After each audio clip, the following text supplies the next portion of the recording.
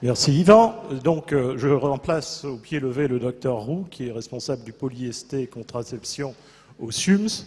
Et donc je vais vous proposer un petit quiz. Alors c'est un cas, je ne veux pas dire un cas clinique, mais ça peut arriver, une jeune fille peut se présenter chez vous en consultation. Donc vous recevez une jeune fille de 18 ans en pleurs dans votre bureau. Lors d'une soirée alcoolisée, elle s'est retrouvée dénudée dans un lit à côté d'un garçon. Que faites-vous ? Il y a plusieurs réponses qui sont possibles. Alors, je vais vous proposer un certain nombre de réponses. Nous avons d'abord, vous pouvez la rassurer. Vous la questionnez sur sa contraception pour lui conseiller une contraception d'urgence. Vous prenez un rendez-vous avec un psychologue. Vous l'adressez aux urgences pour un traitement post-exposition éventuel. Et vous lui parlez des risques d'alcoolisation aiguë. Donc si on peut revenir au quiz initial pour le sondage. Donc je veux demander à l'Assemblée de nous donner son point de vue. On va vous représenter l'ensemble des questions. Donc 5 réponses. Vous recevez une jeune fille de 18 ans en pleurs dans votre bureau lors d'une soirée alcoolisée. Elle s'est retrouvée dénudée dans un lit à côté d'un garçon. Que faites-vous ? 5 propositions. Plusieurs réponses possibles. Le vote donc est ouvert. Vous pouvez y aller.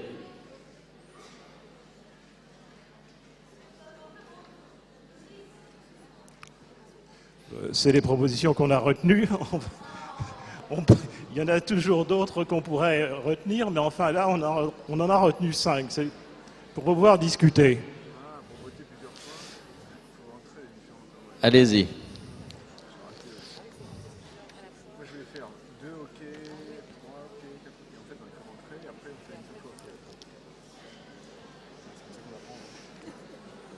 Attention, je vais bientôt clore le vote.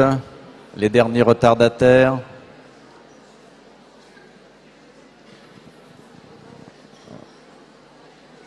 Voilà, nous allons clore le vote.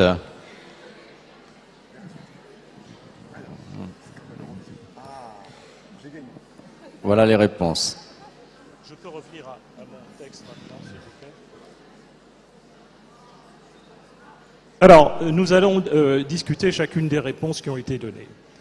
Alors, les bonnes réponses sont la 2, la 3, la 4. C'est les réponses que nous avons retenues. Alors, vous allez me dire, mais on est obligé de la rassurer, mais cela ne suffirait pas. Alors, il faudra bien sûr la mettre en confiance, éviter d'amplifier l'angoisse, l'inquiétude de la jeune fille. Il faut une écoute très attentive pour essayer de recueillir le maximum d'informations qui lui reviennent à l'esprit, notamment la date, l'heure de la soirée, la consommation de boissons. Parce que si elle se retrouve dénudée, tout peut s'être passé pendant la nuit. Il peut y avoir eu un rapport consenti, un rapport non consenti, un rapport protégé, un rapport non protégé. Donc, ce qui apparaît primordial dans cette situation, c'est dans la mesure du possible d'agir sur les 3 risques majeurs, que sont un risque de grossesse, un risque d'infection VIH et les IST et un traumatisme psychologique. Voilà les 3 points sur lesquels il faudra insister et essayer de recueillir le maximum d'informations. Alors, la deuxième réponse, qui est la réponse 2, vous la questionnez sur sa contraception pour lui conseiller une contraception d'urgence. Si l'on peut établir que la contraception a été suivie régulièrement, qu'il n'y a pas eu d'absence de prise de pilule, si la jeune fille a un dispositif intra-utérin, si elle a un implant, donc si on peut être sûr de la contraception, on peut écarter une grossesse. En cas d'absence ou d'erreur de méthode contraceptive, il faut alors conseiller la prise rapide d'une contraception d'urgence. Dans ce cas de figure, nous proposons 2 pilules. La pilule Norlevo, dont l'efficacité décroît rapidement au bout de 3 jours, elle est en vente libre et elle est gratuite pour les mineurs. Par contre, la pilule Elawan, qui est efficace jusqu'au 5e jour, est prescrite. Il faut une prescription médicale. La 3e bonne réponse, c'est le psy. Il est évident que se retrouver nu et avoir une amnésie par rapport à ce qui a pu se passer Et quand on va imaginer tout ce qui a pu se passer, dans l'hypothèse la plus favorable, il ne s'est rien passé de grave. Mais on est quand même choqué d'avoir eu cette période d'amnésie et on se posera toujours des interrogations. Par contre, si on peut imaginer qu'il s'est passé quelque chose et qu'il y a une possibilité de contamination, à ce moment-là, l'inquiétude sera encore plus grande. D'où l'importance, lorsqu'on travaille dans une équipe multidisciplinaire, d'avoir un psychologue dans le cadre des consultations IST contraception.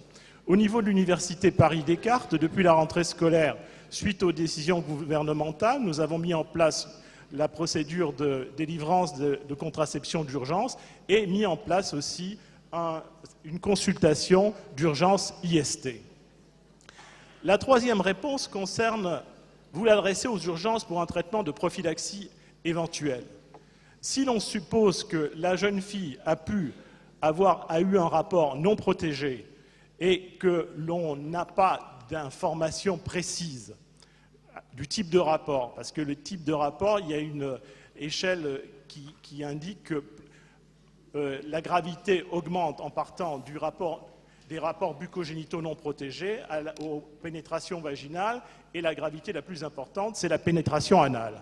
Donc, l'entretien avec la jeune fille nous permettra de recueillir un certain nombre d'informations, de savoir si elle connaît son partenaire, mais dans tous les cas de figure, on peut être amené à la référer dans un centre spécialisé. Cela doit se faire avant 48 heures, et le plus tôt est le mieux. Donc, s'il s'agit d'une soirée, elle se rappellera quand même quand a eu la soirée, et elle pourra nous donner des informations. Lors de cette consultation, le médecin qui recevra la jeune fille fera rapidement une évaluation des risques qu'elle a pu prendre. Une batterie de tests sera mise en route, notamment le VIH, on fera aussi l'hépatite B. Et on fera un test de l'hépatite B, de l'hépatite C, parce que lors de... Excusez-moi. De l'hépatite C, parce qu'il est possible qu'elle ait pu consommer des drogues, et notamment le simple sniff de cocaïne peut être source de contamination, un facteur de contamination de l'hépatite C. Mais on ne pourra pas avoir le résultat immédiatement. Donc, la consultation en service spécialisé permettra de décider ou non de l'indication d'une trithérapie sur une courte durée. La première courte durée sera de 3 à 5 jours. La jeune fille sera revue un peu plus tard et une réévaluation secondaire permettra au médecin référent de continuer le traitement si nécessaire. Dans tous les cas, il faut essayer de faire un contrôle sérologique du partenaire souche, connu. Alors, mais il ne faut pas attendre qu'il se présente. Donc, si la jeune fille n'a pas la possibilité d'aller directement au centre de référence, elle ira avec le jeune homme, elle ira toute seule. Et l'équipe, dans ce cas, mettra en place le traitement. Si elle peut être accompagnée de ce jeune homme, on pratiquera un TROD, un test rapide d'orientation diagnostique, qui indiquera, dans la plupart des cas, le statut sérologique pour tous les rapports non protégés que les deux partenaires ont pu avoir il y a plus de 3 mois. D'autres tests seront lancés. Donc, si les deux partenaires sont négatifs, on fera une évaluation des risques pris par chacun des deux partenaires les 3 derniers mois. Dans tous les cas de figure, d'autres tests devront être mis en place, notamment les tests en rapport avec une infection sexuellement transmissible. Actuellement, on a des tests de PCR qui permettent d'avoir rapidement un dépistage de la gonococcie, des chlamydiés et des trichomonas. Et ces examens ont une très grande importance compte tenu du taux de prévalence des chlamydiés en France. La dernière réponse, vous lui parlez des risques de l'alcoolisation aiguë. Eh bien, lorsqu'elle vient vous voir, qu'elle est complètement désemparée, lui parler de consommation excessive d'alcool, comme c'est indiqué par le binge drinking fréquent lors des soirées d'intégration des étudiants, est complètement déplacé.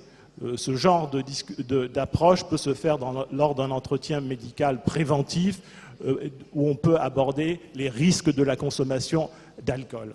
Donc, cette dernière question, réponse n'est pas bonne. Donc, nous retenons les réponses 2, 3 et 4. Je vous remercie pour votre attention. Est-ce qu'on peut juste revoir le début du diaporama avec le résultat? Non, pas ça, c'est la collection privée d'estampes japonaises, pas ça.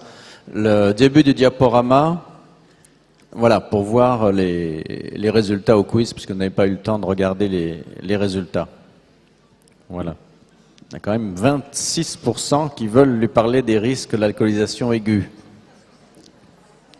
Voilà. Merci. Donc, Philippe Aoussou, j'avais oublié de le dire, est médecin directeur du service universitaire de médecine préventive et de promotion de la santé.